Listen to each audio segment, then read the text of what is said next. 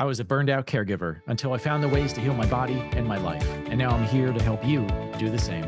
Welcome to the Morning Care Show. Okay, my friends, today we are talking about caregiver burnout and why we need to understand it, why we need to recognize the signs, and why we need to understand and manage the impact of caregiver burnout on our lives. So I want to welcome you to the first episode of this series. This series is specifically going to be on caregiver burnout.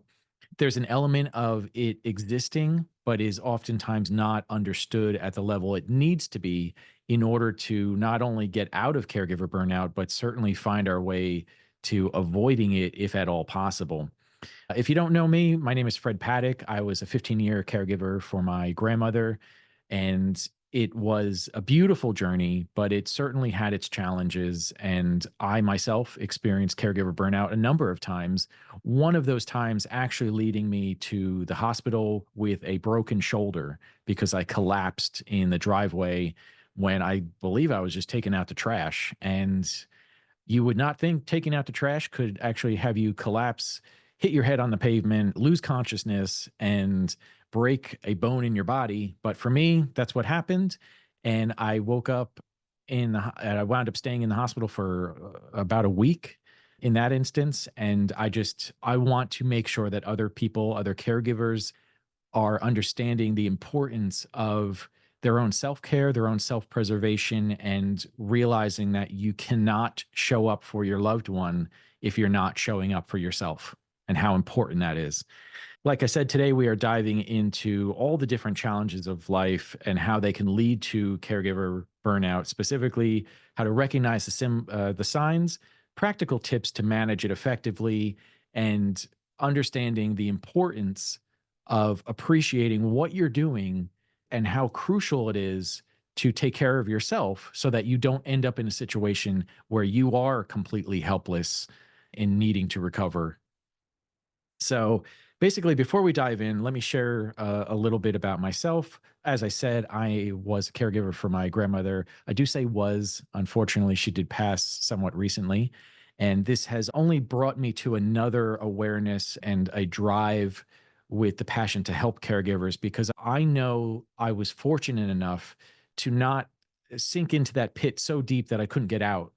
And I really started to appreciate towards the second half of my caregiving journey how beautiful of an experience it can be if you let it, and if you make sure that you put on your oxygen mask and actually take care of yourself in this whole process. It can be a value added to your life and not feeling almost like a prison sentence or something that we're trying to get through so that we can get back to our life.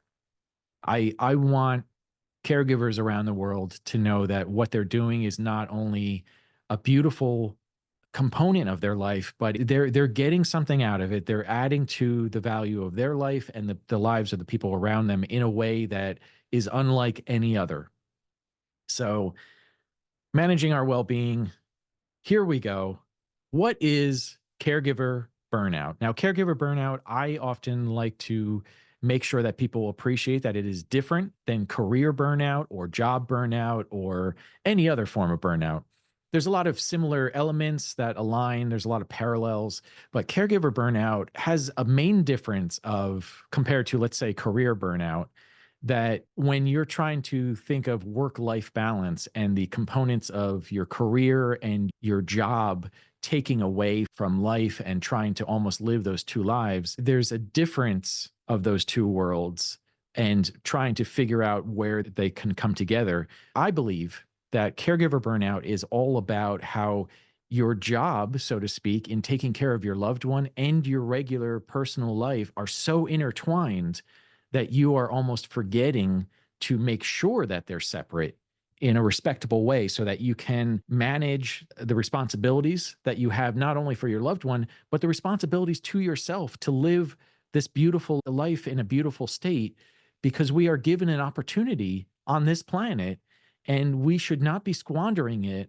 believing that we are stuck in a situation that is completely out of our control. Circumstances may be heavy at times, but we do not need to burn ourselves to the ground and then try to figure out how to pick up the pieces. We can actually find a lifestyle balance. And so caregiver burnout is not only the physical exhaustion, but it is the mental and emotional, sometimes even spiritual exhaustion that's caused by the prolonged caregiver stress. I say that because unlike regular stress and fatigue, burnout is really categorized by the intensity and the persistence and the chronic long-term aspect of these elements of stress and fatigue. So we want to appreciate that regular stress and fatigue, everyday stress and fatigue is a part of life, and it's allowing us to push ourselves to a point, recover, grow, and be better the next day. When we start to get to a point where we're not allowing ourselves to recover and recharge and refresh, we're not able to grow into that stronger form, but rather we are just chipping away at ourselves until it gets too late sometimes. And we really want to try to hold back from allowing ourselves to get to that point. But even if you are at the verge of burnout, it is not too late. If you are listening to this, then you are still alive and it is not too late. So I want to give you the props and the congratulations and all the acknowledgement for actually showing up to this call and listening to this call, because we want to have this lead to significant impacts for the quality of our life, so that when we start showing up better for ourselves, we don't have to worry about burning out every single day or getting to the point of wanting to give up. And so this will turn our quality of life on its head, and we're really going to start living the life that we've been meant to live for years, possibly years now. So, understanding caregiver burnout is also understanding the symptoms. Now, symptoms are not the disease, symptoms are a component of the disease in whatever form that might be. In this case, burnout can manifest here again in physical, mental, emotional ways that are sometimes similar to one another, sometimes very different. We want to appreciate that oftentimes we think of burnout being very physical. I'm exhausted. I'm physically exhausted. I can't move. Everything in my body hurts. That's a physical aspect of it. And that fatigue, even headaches, even sleep disturbances. Now, sleep disturbances, if they're caused by physical components or aspects, are a physical component of burnout. If sleep disturbances are happening because of mental anguish or emotional strain, a feeling of being unsafe in the situation, maybe not I'm in physical danger, but just in the I don't know how to handle the what's about to come. And every day is going to be an adventure. So we can emotionally and mentally burn ourselves out, even if we're capable of the physical demands. So we want to start to recognize the signs of being irritable in general conversations or even in everyday situations. The little things that we are hoping that we don't have to sweat the small stuff are launching us into this almost explosive feeling.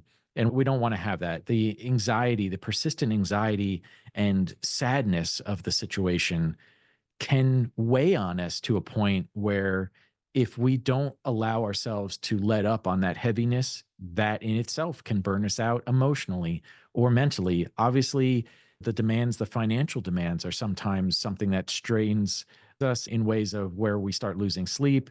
We don't know. We start making decisions based on scarcity rather than abundance. And we want to make sure that if we are starting to notice ourselves having difficulty concentrating on what we're doing in that moment, and we're starting to become forgetful or absent minded, even a loss of interest in activities that we once enjoyed could be different signs and symptoms of caregiver burnout. So, how do we recognize this?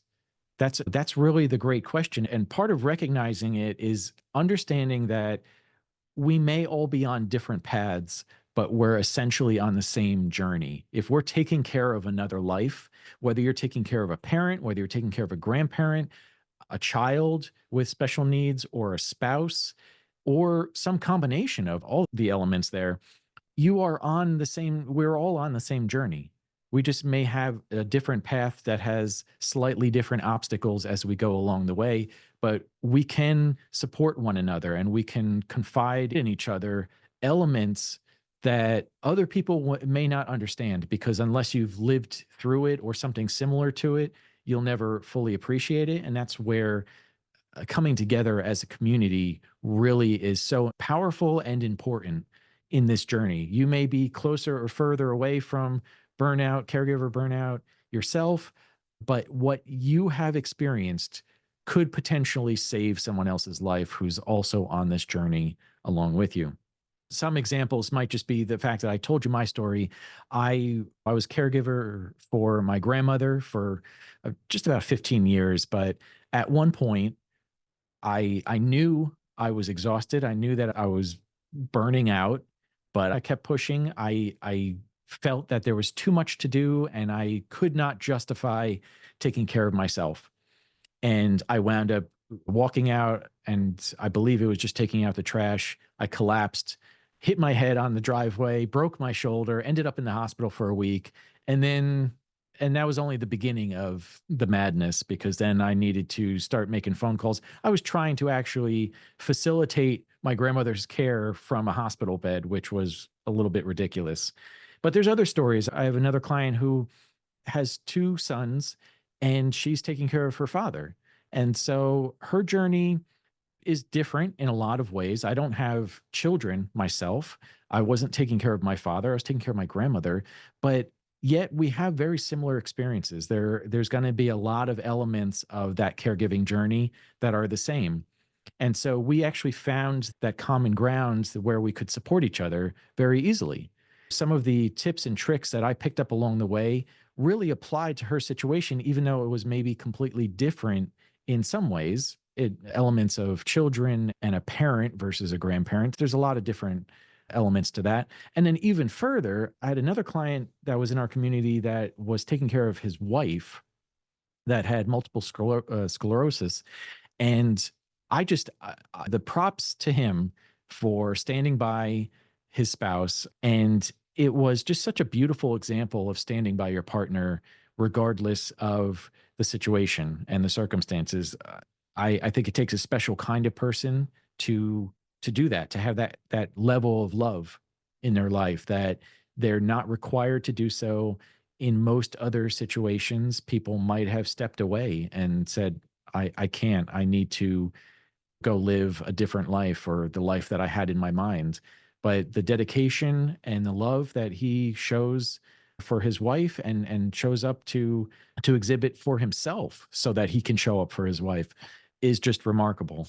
So I just want to acknowledge that he's gone down a journey of sometimes isolation, sometimes this weird loneliness that only caregivers can appreciate, where you might be sitting next to a living, breathing human being, but at the same time, you feel isolated and alone in the world. And that is something that is a very big red flag, that we want to make sure that we are coming together and supporting each other in a way that we're not ever feeling like we're doing this on our own. There's a lot of elements of caregiving that you're going to be on your own to do, but you're not on the journey alone. You're on the path alone. To bring it back to that whole analogy of being on a different path, but on the same journey. The impact of caregiver burnout goes far beyond the day to day, but it really can impact so many aspects of life. It impacts your personal health, certainly, but it can actually lead to, and in personal health, it can lead to severe lifelong situations if you're not careful. If you're neglecting yourself to a level that you hit a point of no return, and your health has you collapse and break your shoulder in the driveway, like myself, I am never going to be able to repair that bump, that when my bones fused a little bit crooked in my body. So we want to make sure that we're appreciating this could have a lifelong impact if you burn out. And that is just in a physical capacity, but there is the diminishing aspect of relationships, not only family and friends, but the possibility of romantic relationships, or even more intimate relationships. And appreciating that when you're neglecting your own needs, you are showing the other people in your life, the family, the friends, the potential partners, that you can't even take care of yourself. how could you show up for somebody else? And so here again, in my instance, I ended up in the hospital because I was neglecting myself. And it turned around that all the people I could have asked help to wound up needing to step in for one reason or another because I was literally trapped in a hospital bed.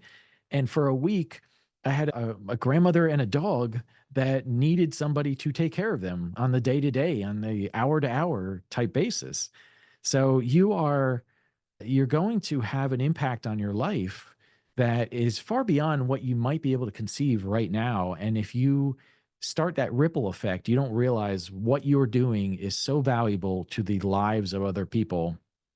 And even in a positive sense, if you can show up for yourself, you're giving other people permission to show up for themselves. So why not be a leader in that capacity and lead through an acknowledgement of how important self-care is rather than showing people this is what happens when you start to burn out. You withdraw, you isolate, you disappear. That's not something that I want to offer the world, though I did fall into that pattern at one point. So when we start to recognize the signs, we can start to take that first step in addressing it, and we can take a self-assessment. We actually have a self-assessment tool. I'll leave a link in the show notes to make sure that you can get that self-assessment tool, just so that you have an understanding.